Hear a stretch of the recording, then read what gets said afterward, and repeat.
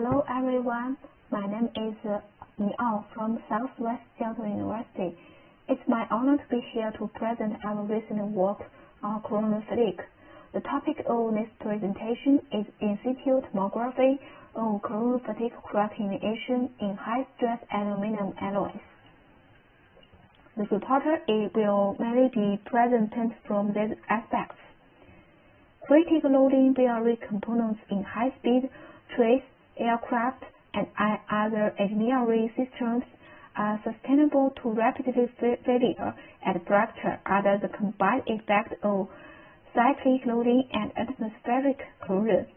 As a typical failure model governed by the coupling of mechanical and chemical fields, the damage evolution process of corrosion fatigue is highly complex. It can generally be divided into two stages: corrosion fatigue crack initiation and crack propagation. The crack initiation stage further consists of pit nucleation, pit growth, and the transition from corrosion paste to fatigue cracks. Numerous studies have shown that corrosive environments significantly reduce the fatigue resistance of metallic materials, and fatigue cracks predominantly initiate from corrosion pits. However, it's difficult to reconstruct the dynamic evolution of corrosion pits and the crack initiation process solely from the post-failure morphologies of specimens. To investigate the morphology evolution of corrosion pits, researchers have conducted interrupt corrosion failure fatigue tests and employed SEM to characterize the two-dimensional evolution of pit morphology. Nevertheless, changes in the internal morphology of pits are difficult to observe, making it challenging to elucidate the transition from corrosion pits to fatigue cracks. To address this issue, researchers artificially introduced notches on specimen surfaces to facilitate the observation of pit-to-crack transition process. The results showed that the cracks tend to initiate from either the bottom or the shoulder of the notch. However, these artificial notches differ significantly from real corrosion pits in terms of morphological complexity and evolutionary behavior, limiting their ability to accurately represent actual corrosion fatigue crack initiation mechanisms. Based on the current researchers, we identified three major unresolved issues in the mechanism of corrosion fatigue crack initiation. First, what are fundamental geometry differences between critical corrosion pits that eventually leading to crack initiation and non-critical pits that does not? Second, how does cyclic loading quantitatively influence pit growth behavior? Synchrotron radiation source provide a powerful tool for addressing these questions. However, the use of such facilities first requires the development of in situ experimental systems. For in situ corrosion fatigue testing systems, Argo National Laboratory have pioneered an initial prototype. Nevertheless, due to the strong coupling between corrosion-safe environments and cyclic loading, extremely stringent requirements are imposed on dynamic sealing of the testing system. As a result, relative research is still at an early exploratory stage. Next, I will introduce the development of in situ corrosion fatigue testing machine. To address these challenges, we independently developed an in situ corrosion fatigue testing system compatible with synchrotron radiation rapid imaging beamline. In terms of structural design, the upper section was configured as the imaging zone, and the lower section as the loading zone, ensuring system stability during high-speed imaging. An innovative environmental chamber integrating both heating and solution circulation was developed. successfully overcoming the challenge of dynamic sealing during fatigue loading at pressurized circulation conditions. In addition, to facilitate specimen installation in the presence of a chrome chamber, a free-end specimen gripping mechanism was designed, enabling automatic specimen alignment and improving testing reliability. In addition, the testing system integrates both temperature control and solution circulation module, a double heating strategy consisting of a thermostatic water bath and ceramic heating elements embedded within the environmental chamber was employed to provide thermal compensation, ensuring that the temperature fluctuation remained within ±1 degree Celsius during low temperature testing. Furthermore, the solution circulation module incorporates an oxygen supply channel, enabling real-time control of the dissolved oxygen concentration in the chlorine solution. Finally, through systematic calibration of both load and temperature, the development and validation of the testing system was successfully completed.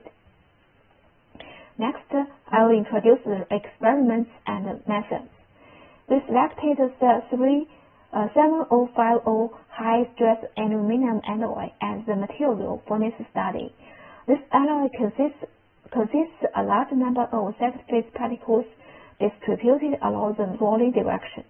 In addition, three-dimensional imaging reveals that the rolled alloy also contains a significant amount of internal porosity. Both features are expected to significantly influence its corrosion fatigue behavior. Subsequently, in situ corrosion fatigue experiments were conducted at the rapid imaging beamline of the SSRF using a 3.5% solution sodium chloride solution as the corrosive medium. In addition, to further elucidate the corrosion fatigue crack initiation behavior, we introduced peridynamics to simulate the damage evolution process. Next, I will introduce the results. By performing three-dimensional reconstruction of the raw data acquired at different stages, we obtained the four-field spatiotemporal evolution of corrosion fatigue damage in aluminum alloy. The observation reveals that randomly formed corrosion pits gradually grew with increasing loading cycles. These pits subsequently coalesce with neighboring pits, leading to the rapid initiation of fatigue cracks, which ultimately results in specimen fracture. Furthermore, several representative corrosion pits were selected for detailed analysis. First, we present the evolution of several non-critical pits that did not eventually lead into crack initiation. It is thought that the growth behavior of these pits is strongly governed by the initial pit morphology. Although some pits, such as pit 1, appear to exhibit complex evolution patterns, no significant variation is observed along the pit depth direction, and no fatigue cracks are ultimately initiated. Here we present four representative cases showing the spatiotemporal evolution of critical corrosion pits that eventually lead to crack initiation. Most of these pits grew rapidly through the coalescence of adjacent neighboring pits, which subsequently triggers crack formation. By comparing non-critical and critical pits, it is thought that the coalescence of adjacent pits is a key factor governing the initiation of fatigue cracks. By analyzing the geometric characteristics of all pits in the field, including equivalent diameter, spheristic dips and dips to diameter ratio. We found that pit spheristic and pit dips are most sensitive geometric parameters governing crack initiation. In analysis in pit growth, three distinct growth models were identified. The first model involves the coalescence of corrosion pits with internal voids. As shown in the left figure, the pit does not expand uniformly in all directions. Instead, it preferentially grows towards internal voids within the material. Financial element analysis indicates that under external loading, the local stress field at the pit base overlaps with the stress concentration region around the nearby voids. This interaction between stress fields induces a preferential growth tendency of the pit towards the void. To clarify the influence of fatigue on the coalescence process between corrosion pits and internal voids, peridynamic simulations were performed to model damage evolution under corrosion only and coupled corrosion fatigue conditions, respectively. It is found that at the early stage of cyclic loading, the effect of fatigue is not significant. However, at later stages, fatigue loading accelerates the coalescence process between pits and voids. In addition, corrosion pits also grow through the detachment of second phase particles. We reconstructed the spatial correlation relations among representative pits and cracks, corrosion products, second phase particles, and internal voids. The results showed that in severely corroded regions, the original well-allied second phase particles became disordered, which is likely caused by particle detachment following matrix dissolution around cathodic second phase particles. By statistically comparing the size distribution and elemental composition of second phase particles before and after corrosion pits, they found that during corrosion fatigue, aluminium-2 copper magnesium particles initially act as anodic sites. Elements with lower electrochemical potential, such as aluminium and magnesium, preferentially dissolve first. As the relative copper contact increases, these particles gradually transform into cathodic phase, after which they detach due to the preferential dissolution of the surrounding matrix. In contrast, aluminium-7 copper-2 ion particles behave as cathodic phase through the entire corrosion fatigue process, since their electric chemical potential is higher than that of the aluminium matrix. As a result, the surrounding matrix preferentially dissolves, ultimately leading to the particle detachment. To investigate the effect of fatigue on the interaction and evolution between corrosion pits and second phase particles, aluminium copper-2 copper magnesium particles were taken as a representative case. First, peridynamic simulations were employed to reproduce the transition of second phase particles from anodic to cathodic behavior. Subsequently, a comparable analysis between corrosion-only and coupled corrosion fatigue conditions was conducted. The results show that fatigue loading does not significantly affect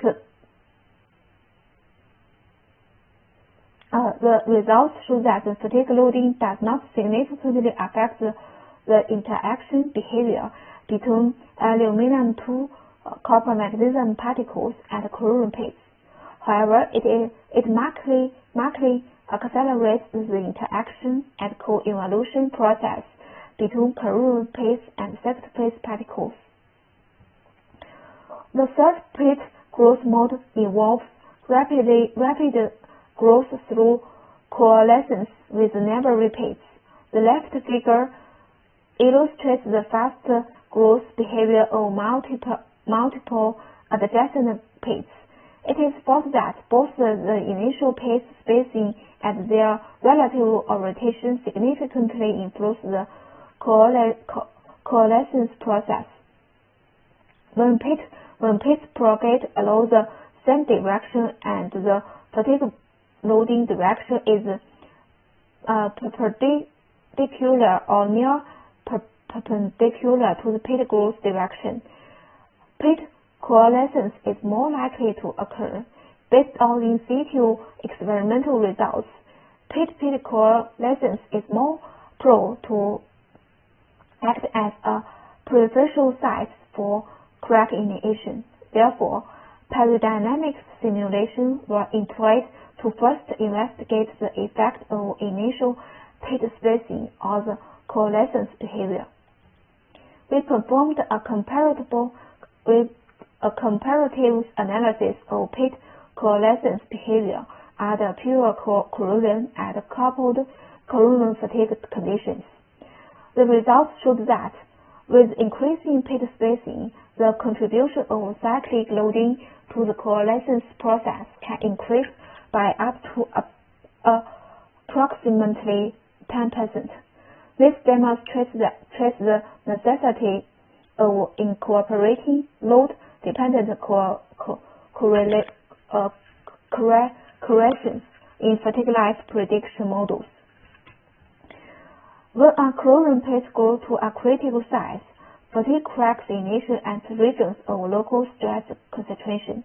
However, the three-dimensional morphology during the pit-to-crack transition does not differ significantly from that of the pit stage, making it difficult to identify the transition cycle directly from the morphological observations. To address this, we statistically compared the pit growth rate and crack growth rate. A clear distinction between the two rates was observed, and the intersection region in the left-hand curve was identified as the transition point. This transition corresponds to a shift from anodic dissolution-dominated pit growth to mechanically driven crack propagation. Near this transition point, we present four representative three-dimensional morphologies of pit-to-crack transformation. In addition, the three-dimensional stray fields of four critical pits that eventually developed into cracks were analyzed. It is thought that the location of matrix stray concentrations are generally consistent with the subsequent crack initiation sites. In addition, it is noteworthy that we observed a growth plating regrowth cyclic behavior at the pit tip. This suggests that the transition from pitting to cracking is essentially governed by a kinetic computation between mechanically induced tip sharpening and electrically driven tip plating. Only when the lifetime of the shaft feature exceeds the time required for crack nucleation can a stable crack be formed. These findings provide experimental validation of the classical pit-to-crack transition criteria in corrosion fatigue. Next is the conclusion.